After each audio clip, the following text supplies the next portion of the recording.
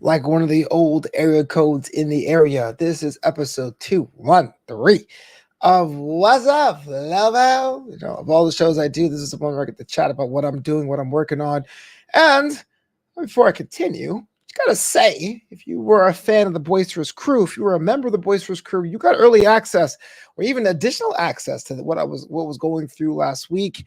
This is where it comes into play because I mentioned some of this before, but I want to talk to you about this topic on a grander scale.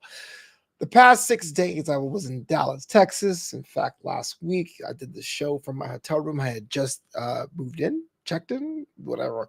Wrestlemania, the most stupendous event in entertainment. Long story short, because if you wanted the long story, you would be a member of the Boisterous Crew, patreon.com/Flobo Boys, is that for the first time, back to back, I started to be acknowledged for my work. Before heading to Texas, the weekend before, I was in Los Angeles at the Rocket League Champ or Winter Major, and that was for the first time I was recognized for anything creatively, consistently. And that was from the casting thing as Novanta. You can follow Novanta at Novanta RL on Twitter.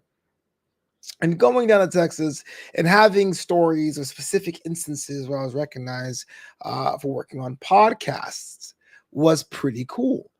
And even before that, even though no one's really stopped me on the street and say, "Hey, I know you," and what I do, I have been recognized. I point to these things tongue in cheek by the awards on my dresser. This is the NYX award, Knicks award.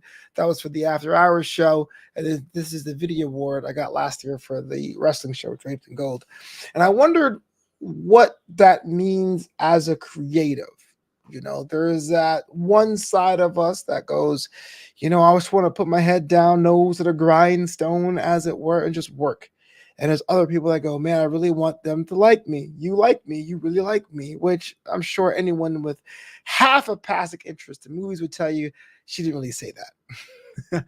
But what I'm saying is, what is that balance between creating for the sake of creating or creating for personal fulfillment and then creating for an audience or creating for some sort of feedback?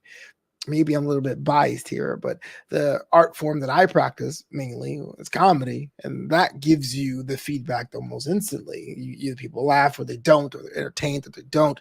And when someone catches you outside and go, "Hey, you're that guy that made me feel good," it's very transactional, very across the board. But when I'm commentating over an esport, yeah, you're commentating, but at the same time, there's the actual game that's going on. For someone to pull you aside and go, "Hey, I like how you introduced or explained to me what's happening," is a little different. Much like how someone goes, "Hey, I'm a wrestling fan just like you. I've been watching these shows just like you. I'm sure I have an opinion just like you, but I tune into your show for your particular opinion about the wrestling shows I watch."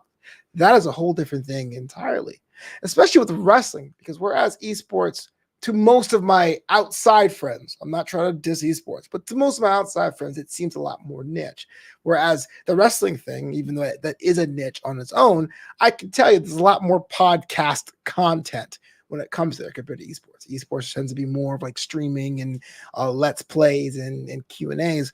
Whereas you can put wrestling into your favorite podcast app and be bombarded with literally thousands of choices. And so when someone says, "Hey, look, I like what you're doing is great," it kind of feels like it's threading a whole and different type of needle.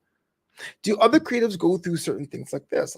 For example, if you're a painter and you have a gallery and someone goes, "Wow, it's a nice paint. I want to know who did this." Is it the same feeling as you taking the train and someone tapping on the shoulder and going, "Hey, you're that guy from that painting. That painting made me feel X, Y, and Z. Thank you so much for giving me these emotions."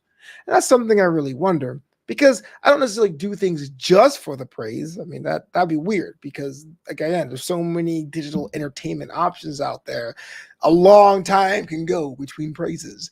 But at the same time, when you do get praise, it kind of acts as a little bit of inspiration to keep going.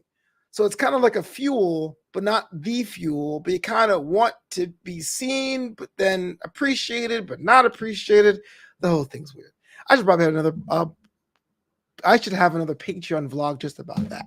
So that was kind of the last 2 weeks for me, going from really literally feeling that I'm spinning a bunch of plates and all the plates are wobbling, to going to a Rocket League winter major and being recognized. Not by a lot of people. I wasn't swarmed. Nobody wanted autographs, but I took like half a dozen pictures and had conversations with about 2 dozen people.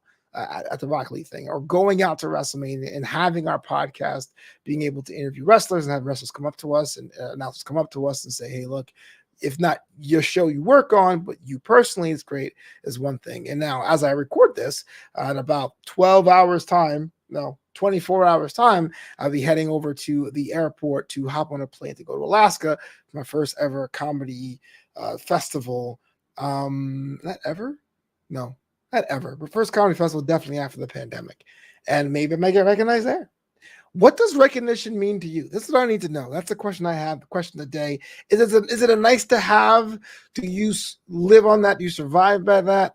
Obviously, your industry or your kind of creativity differs. For example, if you're a chef and you make food, your feedback is literally visceral. This tastes good. Oh, this doesn't taste good. Whereas, like, if you're a musician, it can be a little bit more nuanced. Hey, I did the song about my shoes, but then a fan interprets that song about my shoes as a metaphor for lost love and came to me and said that you really spoke to them. That's something you weren't seeing, but you're recognized for your talent as well.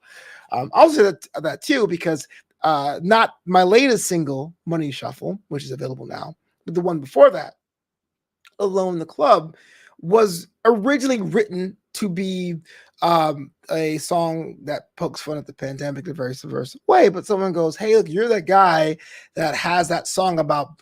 I was stopped one time on the street, and not the street, but like I was stopped one time in a Discord, the digital street, and someone goes, "Hey, you're that guy with the song about how lonely it feels to go to a club by themselves."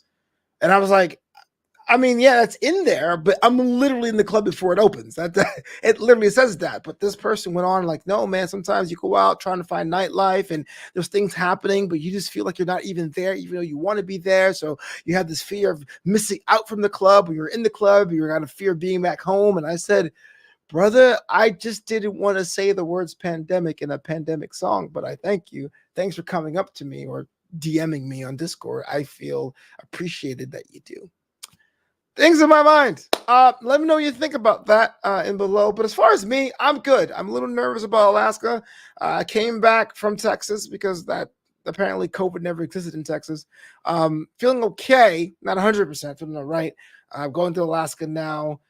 Don't know whether they like my jokes. Don't know if I'm a comedian still. I'm going to find out what's going on. Thank you so much to people listening. I sent those little well wishes from my mom. She enjoyed it. She went out and paint the town red for her birthday. And now, since April's out the way, it's May. So that's Mother's Day. So that's another thing I figure out. Like, what do I do for Mother's Day? And then the cycle continues with that. Because June is Father's Day. And it's like Dad's birthday is Mom's birthday, Mother's Day, Father's Day. It's like a stretch here in the spring. So, yeah, that is it for me.